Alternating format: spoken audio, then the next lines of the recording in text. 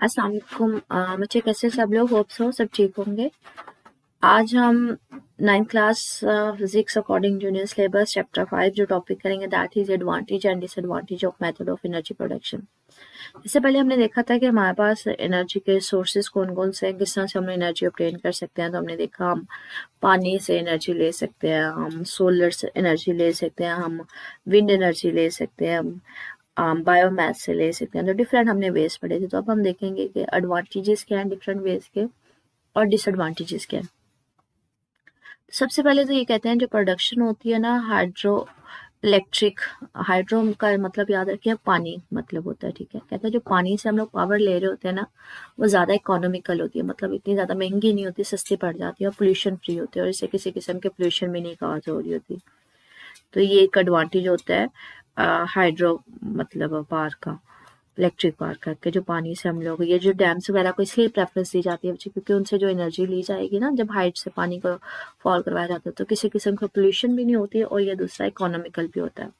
दूसरा कहते हैं जो सोलर पावर है या विंड पावर है इनको ना स्टार्ट में ऑपरेट करवाने के लिए ना हमें इनिशियली कुछ ना कुछ इन्वेस्ट करना पड़ता है, हमें इनिशियली खर्चा करना पड़ता है। जैसे हम लोग घरों में सोलर सेल्स लगवाते हैं तो हमें पैसे लगाने पड़ते हैं सोलर सेल प्लांट करने के लिए ना।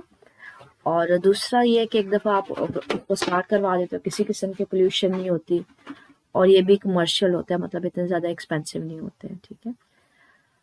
ये तो हमने देखे एडवांटेजेस के सोलर है, विंड है या हम हाइड्रो इलेक्ट्रिक की बात करें।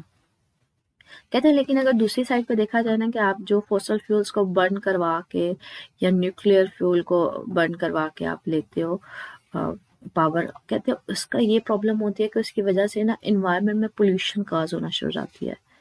कैसे?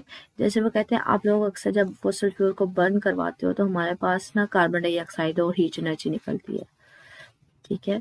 ये देखिए जैसे ये बर्निंग का इनमें प्रोसेस हो रहा है तो इनसे धुआं जो है वो कॉन्टिन्यूसली निकल रहा है, इनमें हमें हमारे पास कार्बन डाइऑक्साइड जो है हीट एनर्जी वो एग्जिट हो रही होती है, वो इन्वायरमेंट में ना आप एग्जिट करवा रहे होते हैं जिसकी वजह से हमारा जो एटमॉस्फेयर होता है हम कहते हैं उसमें पोल्यूशन कॉज हो रही होती है, ठीक है।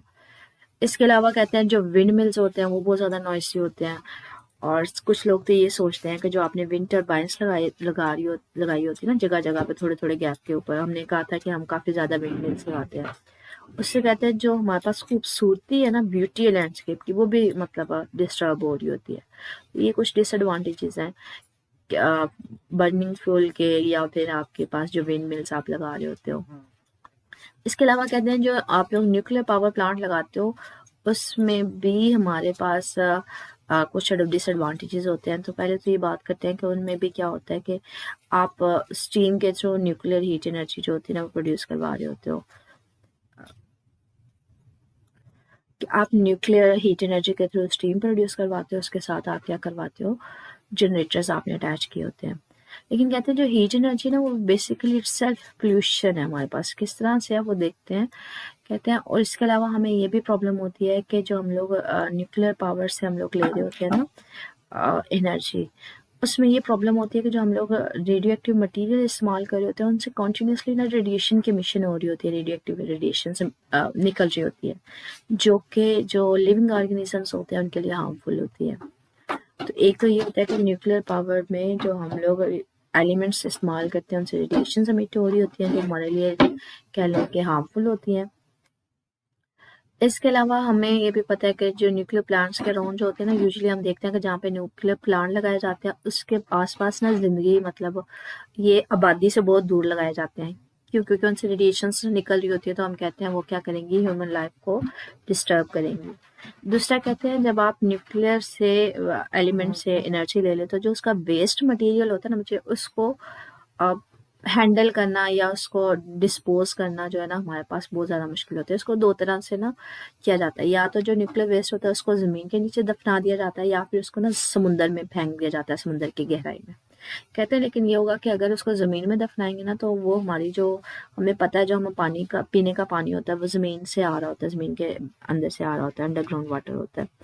तो वो उसको मतलब कह रहे कि जा करेगा पोल्यूट करेगा, या उसको अगर आप समुद्र में फेंक दोगे न्यूक्लियर वेस्ट को तो वो हम कहते हैं एक्वेटिक लाइफ को डिस्टर्ब करेगा। तो इन अदर वर्ड्स के न्यूक्लियर वेस्ट को उसका जो डिस्पोजल होता है वो बहुत ज़्यादा मतलब एक प्रॉब्लम होती है। ठीक है, इसके अलावा कहते हैं जो भी हमारे पास वेस्ट मटेरियल होता है ना, किसी भी किस्म की जो एनर्जी अब ऑब्टेन करने के बाद वेस्ट मटेरियल बन जाता है, कहते हैं उसकी वजह से हमारे पास थर्मल एनर्जी एनवायरनमेंट में एंटर हो रही होती है, मतलब काफ़ी ज़्यादा हीट एनर्जी जो है वो लॉस हो रही होती है, जिसकी वजह से हम लोग देख रहे हैं कि दिन बाय दिन हमारे जो इन्वायरमेंट है उसका टेम्परेचर बढ़ता जा रहा है। ठीक है, हर साल गर्मी का कोई ना कोई रिकॉर्ड टूट रहा होता है। ठीक है, तो वो यही बात करें कि हमारे पास जो है ना जो थर्मल पोल्यूशन है वो भी इंक्रीज हो रही होती है डे बाय डे, और जो हमारे पास ग्लोबल वार्मिंग है का एक कॉज है उसकी वजह से क्रिएट हो रही है, रीज़न है। ठीक है, तो ये कुछ एडवांटेजेस एंड डिसएडवांटेजेस हैं कि आप अगर डिफरेंट सोर्सेज इस्तेमाल करते हो तो उसके एडवांटेज क्या हो सकते हैं, डिसएडवांटेजेस क्या हो सकते हैं। तो स्टिल इससे रिलेटेड मुझे कुछ पूछ रहा हूँ तो कमेंट सेक्शन में पूछ लीजिएगा। ओके, अल्लाह हाफिज़।